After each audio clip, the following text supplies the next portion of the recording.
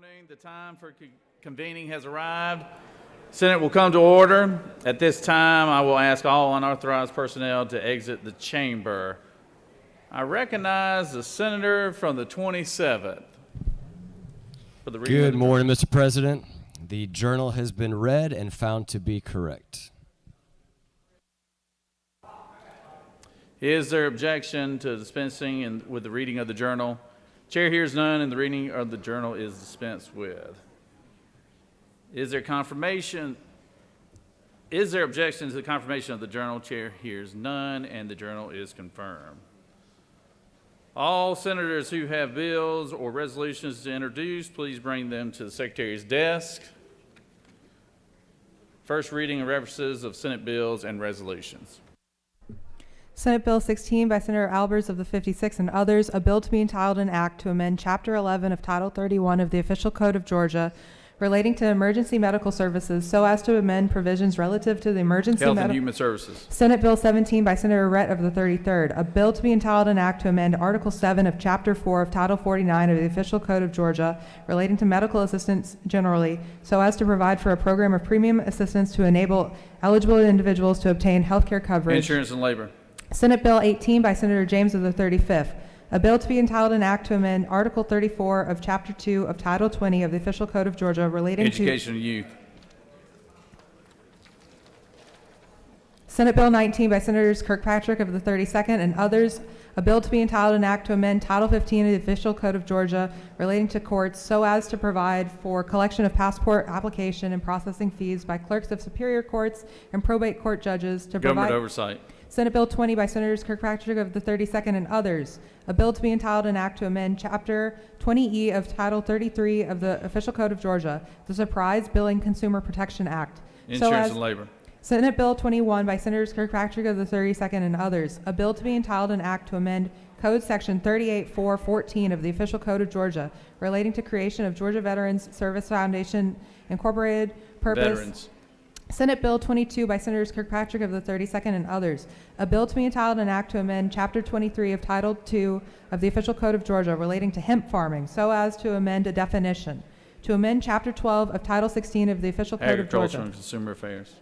Senate Bill 23 by Senators Kirkpatrick of the 32nd and others, a bill to be entitled an act to amend various titles of the Official Code of Georgia so as to revise a committee name. Government Oversight.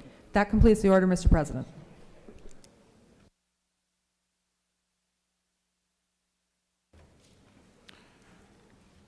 The Secretary will call the roll of senators. Please signify your presence by voting yea.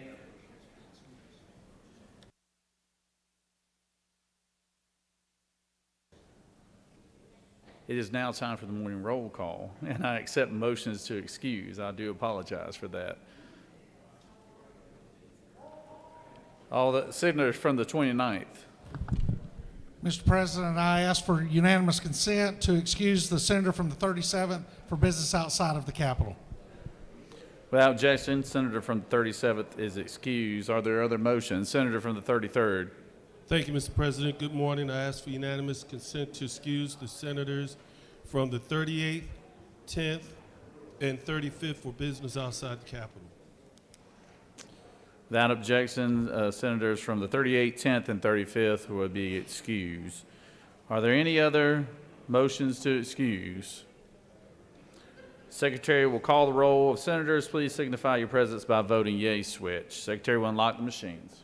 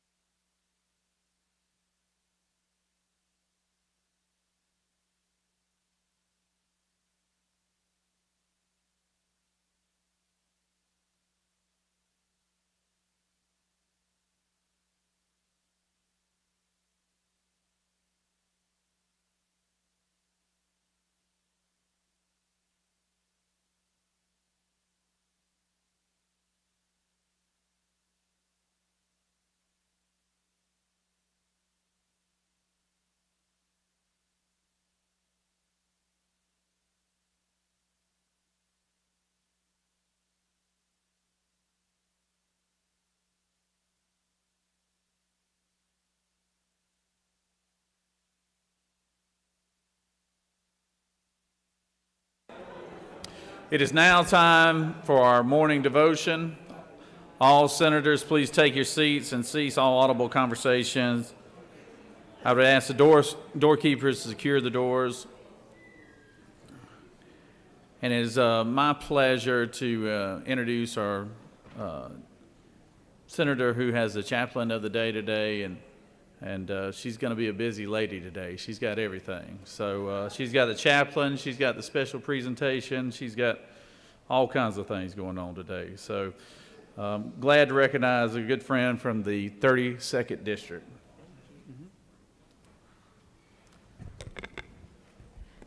Thank you all. Please join me in the pledge to the flag. I pledge allegiance to the flag of the United States of America and to the republic which stands one nation under God, indivisible, with liberty and justice for all. Now the Georgia flag. I pledge allegiance to the Georgia flag, to the principles for which it stands, wisdom, justice, moderation, and courage. Thank you. You guys may have picked up on the fact that it's National Guard Day at the Capitol, and we've got some very special National Guard members up in the gallery that we'll introduce later. But right now, I want to introduce you to our chaplain of the day, Chaplain First Lieutenant Leland White. Chaplain White was born in Frankfurt, Germany, grew up in Atlanta. He's a prior enlisted soldier, and he's enlisted in the Georgia Army Guard in 2008. He had basic training at Fort Leonard Wood in Missouri, completed his combat medic training in Fort Sam Houston, Texas. He joined the ROTC program at Georgia State University and was commissioned as a Medical Service Corps officer in 2015. And he transitioned into the Army Chaplain Corps in August of 2019 and was fully recognized as a chaplain in August of 22. He's been deployed in Kosovo, Iraq, and also participated in 2 military reserve exchange programs in England and Berlin, Germany. His civilian education includes a Master of Divinity with a concentration in chaplain ministry, a Bachelor of Science in Exercise Science, and 1 unit of clinical pastoral education. Chaplain White resides in Atlanta with his wife, Brittany White, and I'm looking forward to hearing from our chaplain today. Thank you. Senator Kirkpatrick, thank you. Good morning, members of the Senate, my fellow service members. As you have heard, I'm actively serving as a chaplain in the Georgia Army National Guard. It is an honor to be able to bring a devotional to you this morning. You know, a couple of weeks ago when I was first notified that I might have this opportunity, I went ahead and drafted something. I went ahead and put something down, and when I received the instruction letter from the Secretary's office encouraging me to be mindful of the diverse political and spiritual orientations in the room, I went ahead and sent my draft to a trusted circle of people in my life for their feedback. And I'm glad I did. I am afraid that if I had stuck with that first draft that I would not be receiving an honorarium when I left today. So I went ahead and I made some adjustments, and I took a different course of action based upon their counsel. You see, they were able to see and to perceive some nuances that I was not. And they were courageous enough to give me feedback with candor. And that brings me to my primary encouragement for you today, which is to carefully heed the counsel of those in your inner circle. Carefully heed the counsel of those in your inner circle. There's a proverb in the Holy Bible that says, "The way of a fool is right in his own eyes, but a person who listens to advice is wise." That's Proverbs chapter 12, verse 15. The way of a fool is right in his own eye, or her own eyes, but a person who listens to advice is wise. Now, if you're familiar with the Bible, you know that we see this play out in both the Old and the New Testaments, right? On both ends of the spectrum. Positive results from listening to wise counsel, and disastrous results from listening to foolish counsel.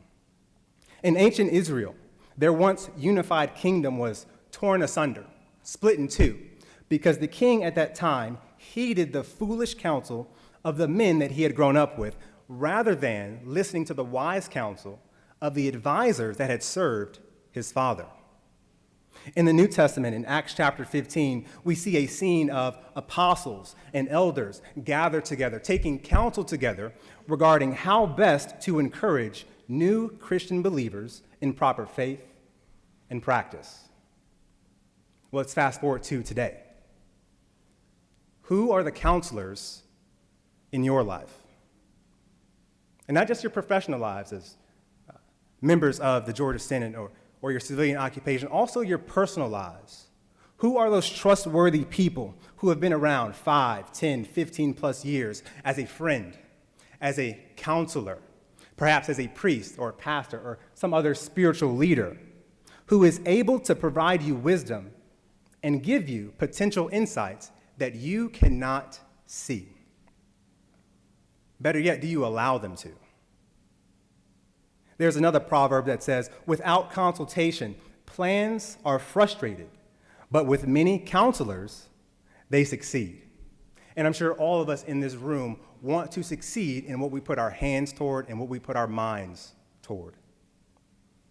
Ladies and gentlemen, we all need this counsel in our lives, from the most junior senator to the most senior, to the newest soldier in the Georgia National Guard, to the most senior. We all need this counsel. And yes, it takes a level of humility to receive it. May we all be reminded of and encouraged by these truths as we move forward in this new year of 2023. Carefully heed the counsel of those in your inner circle. I welcome you to join me in prayer. Heavenly Father, I bless and honor you this morning. Thank you for the ability of all in this room to be able to serve Georgians in every part of our state. Lord, grant us your grace, your mercy, and your wisdom this year to carefully heed counsel in both our professional and personal lives. Help us navigate the difficult and nuanced issues that we will face with empathy, compassion, fairness, and justice. All these, I pray, in the name of your Son, Jesus Christ. Amen. Thank you.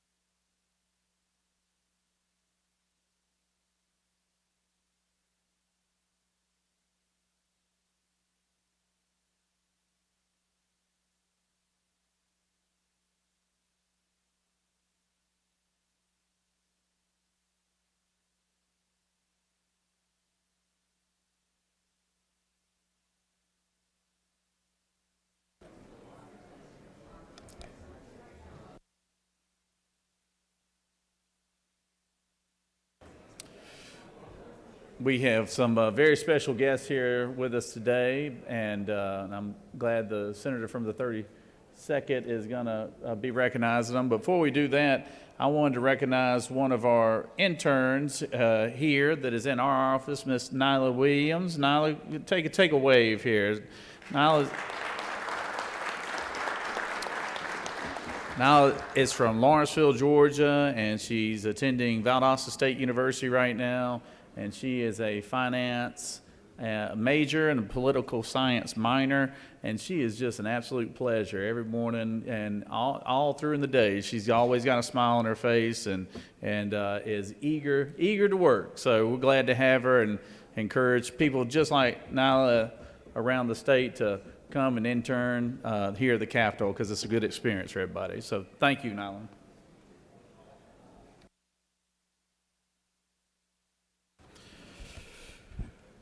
Now we have on to our special guests here today. We have our National Guard, which is obviously it's National Guard Day here at the Capitol, and we're so honored to have so many men and women here today in uniform to recognize them, and I'm excited about having them down. I'm excited about the opportunity to showcase them on this platform here. Secretary, read the resolution. Senate Resolution 615 by Senators Kirkpatrick of the 32nd and others. A resolution recognizing January 26, 2023 as National Guard Day at the state capitol and for other purposes.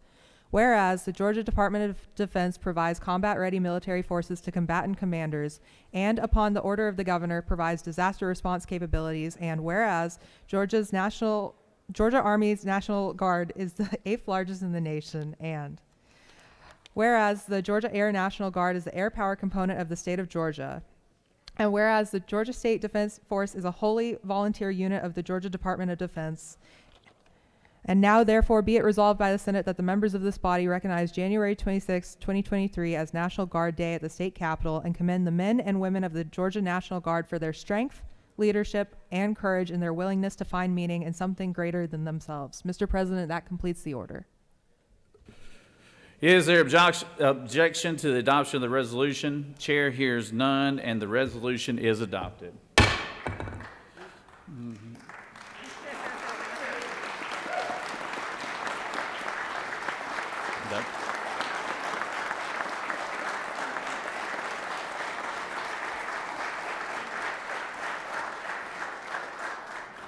I would like to call upon the senator from the 32nd to speak to the resolution and recognize our guest today. Thank you, Mr. President.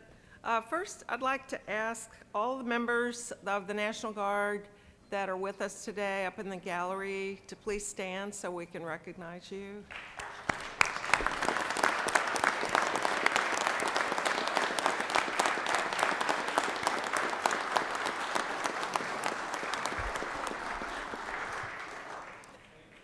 I'd also like to ask any members of the Senate that either are veterans or are currently serving to please stand so we can recognize you.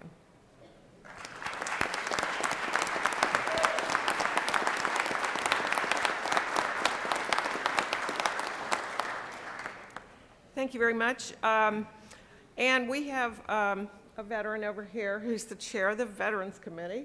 Go figure, Senator Mike Dugan. He's with us to help me honor our special guests. And I'd like to also introduce you to some other important people that are with me. Our Adjutant General, Tom Carden, is over there.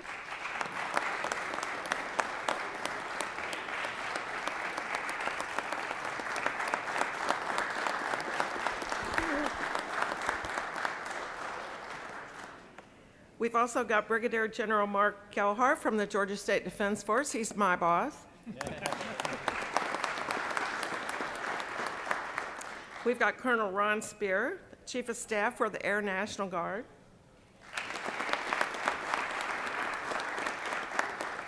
Command Sergeant Major Jeff Logan from the Army National Guard. And Captain Robbie Russell, who's the aide to General Carden.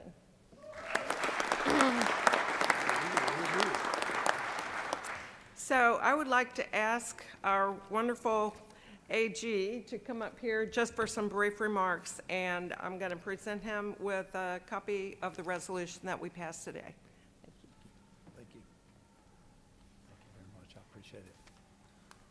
Well, good morning, everyone. Lieutenant Governor Jones, Senator Kirkpatrick, Senator Dugan, distinguished members of the Georgia State Senate.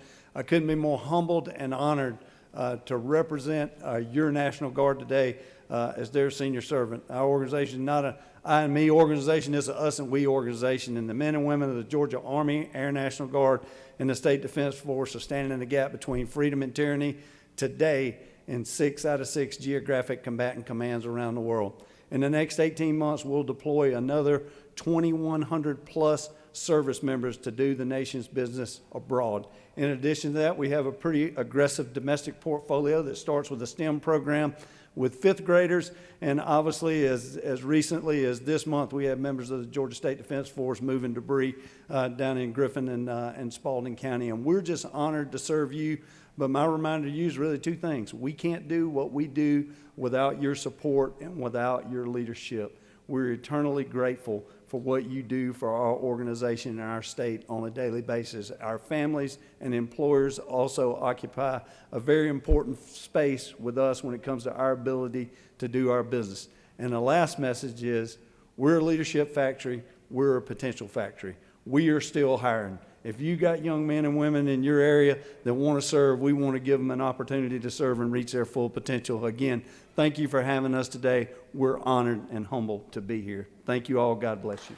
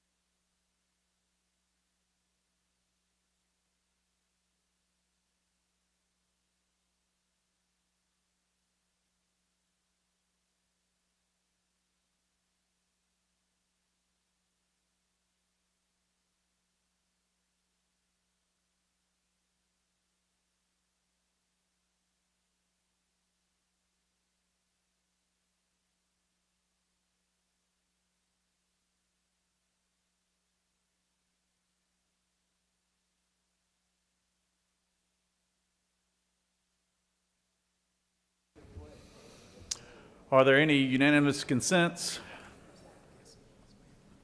Does any senator wish to rise on a point of personal privilege? Senator from the 9th.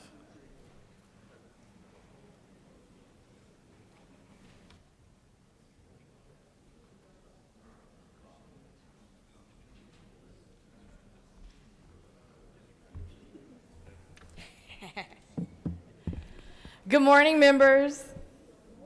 I think this is my first time addressing all of you since we have returned for this 2023 session, so it's nice to see you, and thank you, Mr. President. Nice tie. I have to get used to you sitting up there. I know. But I rise today to talk to you all about an issue that is near and dear to my heart. And it has been part of my life for as long as I can remember. My grandmother, who was born in 1917, was insulin dependent. She was a partial caretaker for me and my older brother while my mother worked. And my mom at the time was a single mom, and she worked in the city of Atlanta. And I remember spending most of my time with my grandmother over the summers in Gaston, Alabama. And when we were very young, before we were grade school K through 12, she would take care of us as well. And at some point, I guess it came to my attention, I remembered her asking I saw her doing something every morning. And I remember asking her a question. I looked, and as a little kid, I saw her taking shots. She would take them in her leg, sometimes her arm. And as a little kid, that looked kind of scary for someone to have to take shots. So I recall asking her,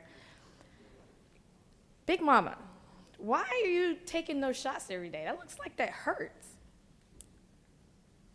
And her response was something that stuck with me for the rest of my life. She says, I take these shots to live. Now, my grandmother was a fiercely independent woman who was always proactive in caring for the family and ensuring that the people around her had what they needed.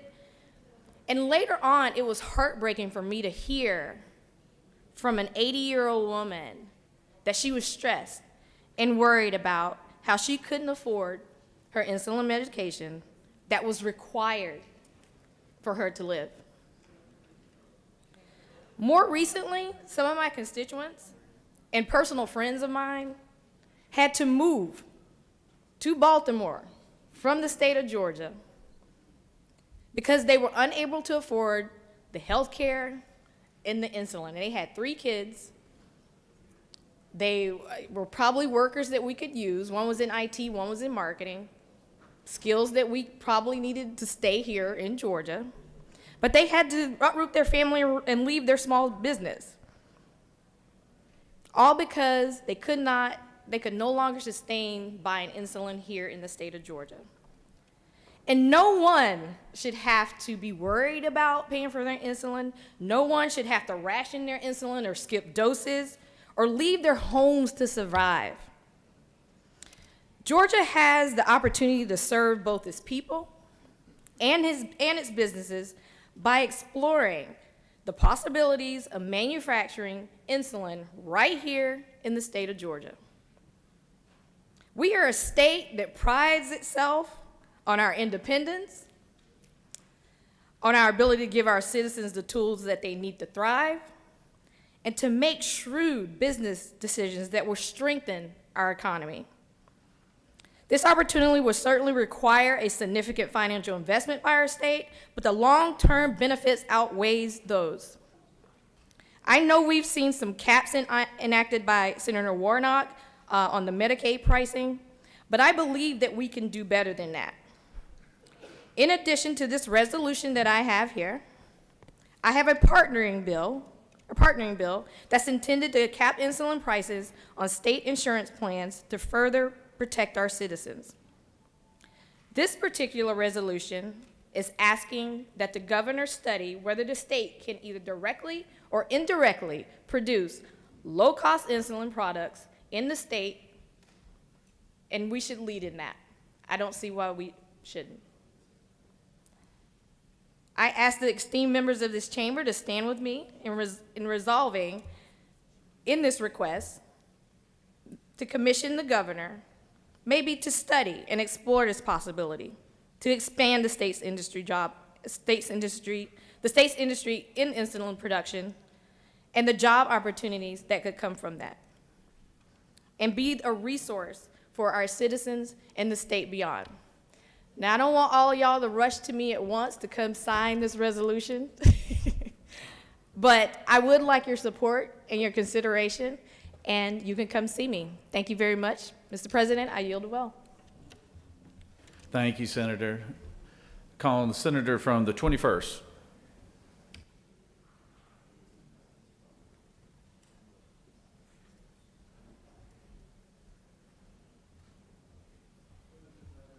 Thank you, Mr. President.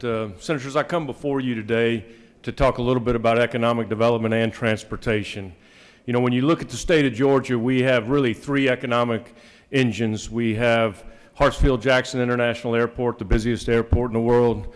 We have the World Congress Center that has 1.6 million square feet of convention space, and the Mercedes-Benz Dome that'll have the World Cup and the College National Championship in 2025. Big economic engine.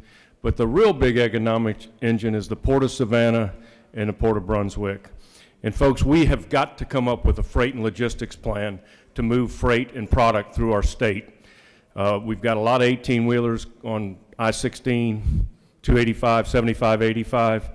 And I want to thank the senator from the 51st who has worked on the freight and logistics plan. I worked on it for 2 years. He's worked on it for 2 years. And I know that the senator from the 27th, our new chairman of transportation, will work on this and make sure we're moving products so you can get your packages at your front door. But I will tell you, one of the things that's gonna happen soon, and we better get ready for it, is right now that we've invested in that Jimmy Mason rail yard down at the port, and trains right now that are coming through small town Georgia are 1 mile. They're getting ready to be 3 miles long. And when people can't cross that railroad tracks and get from point A to point B, they're going to be ringing your phone. So this is a bipartisan issue, and I would ask everybody to work with the senator from the 27th, our chairman of transportation, on coming up with a freight and logistics plan. And because I am convinced in my 10 years down here, there is a direct correlation between infrastructure investment and jobs and economic development. And if we want to continue to be the #1 state to do business, we have to invest in our infrastructure. So get with the senator from the 27th and work with him on this issue. Thank you, Mr. President. I yield the will. Thank you, Senator. Senator from the 1st.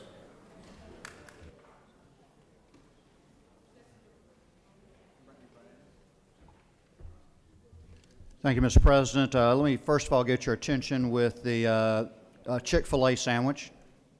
Now that I have everybody's attention, let me just say that the freight corridor, I'm 100% on board, but the Chick-fil-A sandwich, Capitol Room 216, is sponsored by Bryan County. And if you want to learn about the mega site there, Hyundai, what they're doing for our state, please drop by. They have great information there for you and a Chick-fil-A sandwich.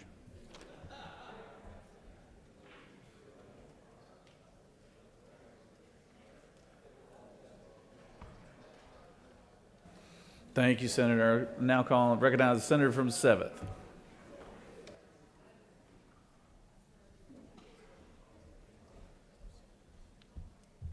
Thank you, Mr. President. I just wanted to commend the doctor of the day that I brought in yesterday, Dr. Indran Krishnan.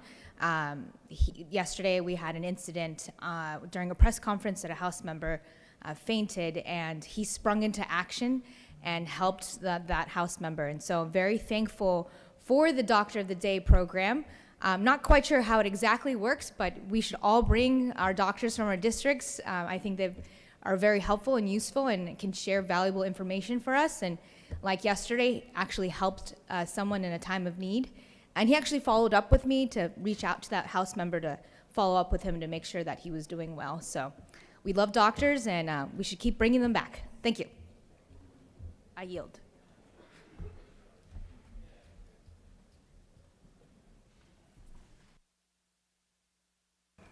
Thank you, Senator, for bringing attention to that. And we do thoughts and prayers with that, the representative who did have a medical emergency yesterday. So I hope they're doing well. Any other senator wish to rise on a point of personal privilege? You have a consent calendar, privilege resolutions before you. Does any senator wish to remove a resolution from the consent calendar? Is there objection to the adoption of the resolution on the consent calendar? Chair hears none, and the resolution on the consent calendar is adopted. Are there any other motions to withdraw or commit? I recognize the majority leader. Yes, sir. Thank you, Mr. President. I move that the Senate stand adjourned until 10 a.m. Monday, January 30th. Secretary will read the announcements. The Rules Committee meeting is canceled. The Banking and Financial Institutions Committee will meet at 1 p.m. in 450 of the Capitol. The Children and Families Committee meeting is canceled. The Public Safety Committee meeting is at 3 p.m. in Mezzanine 1 of the Capitol. The Regulated Industries Committee meeting is at 3 p.m. in 450 of the Capitol.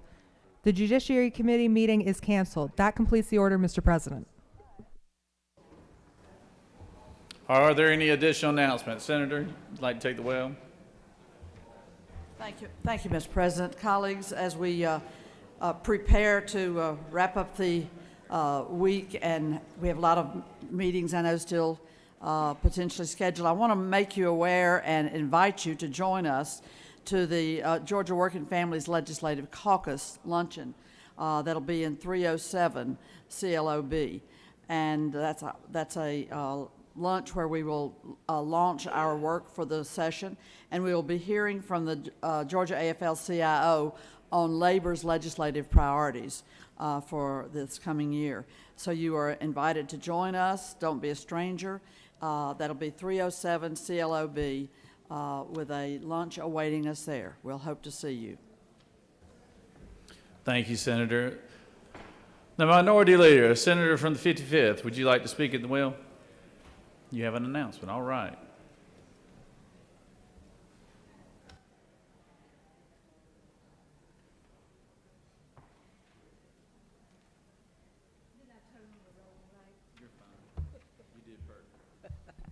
Thank you, Mr. President.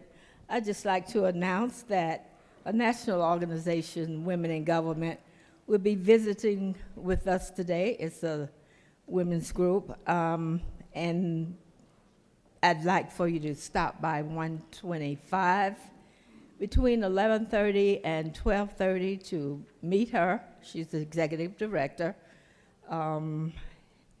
And it's an organization that is composed of both Democrats and Republicans. We're all women working together from state to state.